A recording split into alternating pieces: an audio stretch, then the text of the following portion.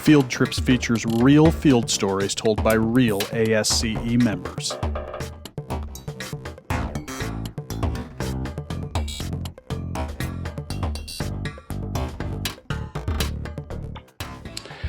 Good afternoon, everyone. My name is John Wolosick with Keller North America, and this is my third field trip.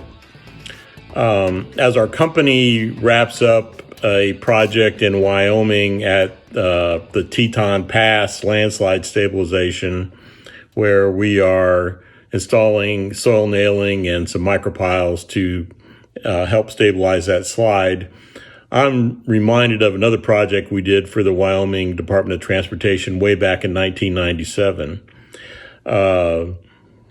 The project was called the Blue Trail Slide. It was a large landslide on a highway down near Alpine, Wyoming, just north of Alpine, US, I think it's 89.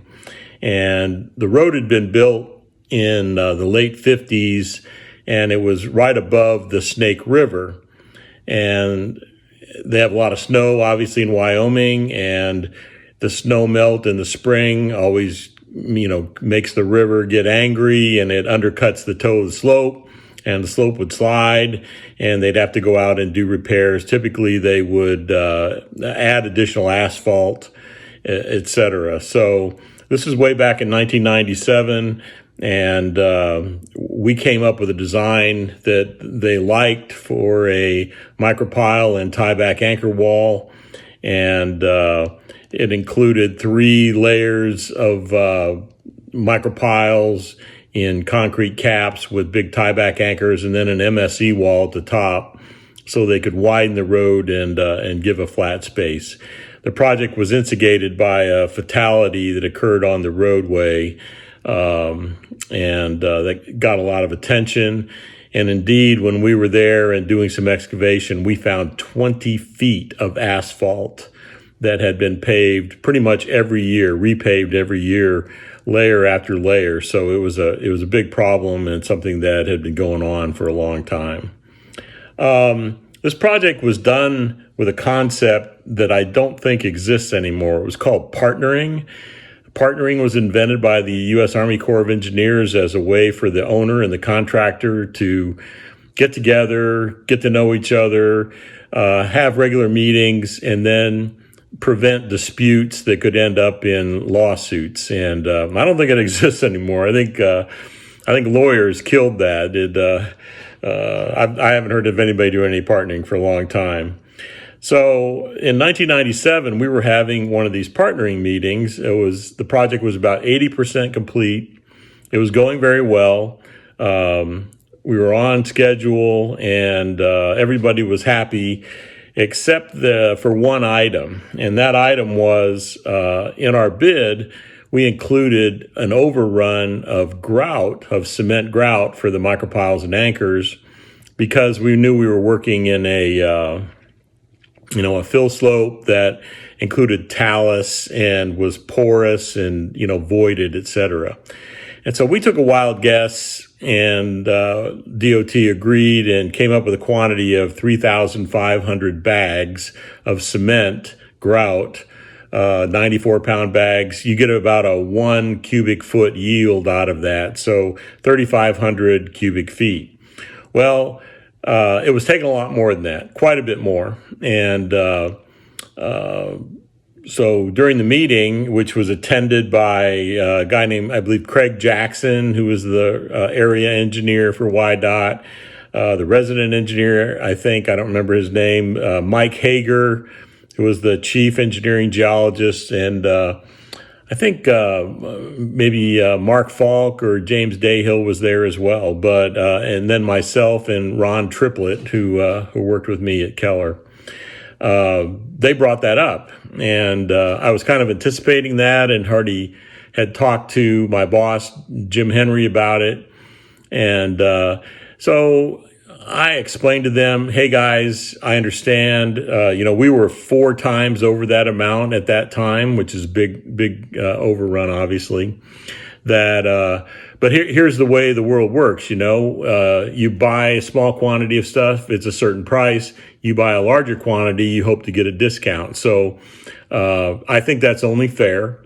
And so what we're willing to do is, because it's a larger quantity, we'll reduce our price to y'all from $35 a bag to $25 a bag. And they just looked at me, they're like, oh, okay. Can we talk about that a little bit amongst ourselves and, get right back with you? So he said, sure. Ron and I went outside and they met inside. So at that time, it was about 14,000 bags we were at, with 80% through the job. So that was going to be a credit of $140,000, and we weren't done yet. So they call us back in. We go in there, and they're all smiles, and we like that idea. That's great. Thank you very much. And so, the partnering meeting ended up great. Everybody was very happy.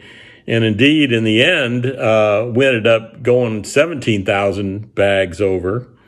And that was a credit of $170,000. So the project was, it was a $3.1 million geotechnical contract, and it had about $500,000 worth of general contracting work that we were doing too. So a $3.6 million job in the end. But, so at 17,000 bags, that's $170,000 credit. So after we completed the job and had sent in our final billings and everything, I'm in my office a couple of months later, and I get a call from the Wyoming purchasing department. And so this guy at purchasing says, Mr. Wolosick, I'm with Wyoming DOT, and I understand you're going to give us a credit. I said, yes, sir, we are. He goes, well, that's great. Thank you very much. We just have one problem. And I said, well, what's that? And he goes, sir, the Wyoming DOT has been in business since 1917, which is 80 years. And he goes, nobody's ever given us a credit before, and we don't know how to do it. So, having been, an experienced contractor, I just said, well, couldn't you just give us a negative change order? And he's like quiet on the other side. He goes, oh, you know what? That would work, wouldn't it? I said, yeah, we've done that before.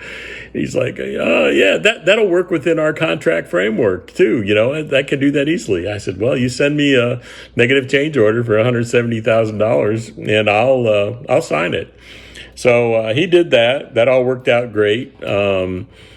That goodwill, which created a significant amount of goodwill, ended up with us getting the elbow slide, which we did in 98 and 99 for them, which was also a very successful project.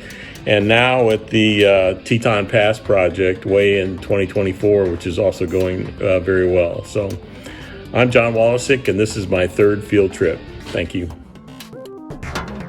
Field Trips is a production of ASCE and the Geo-Institute.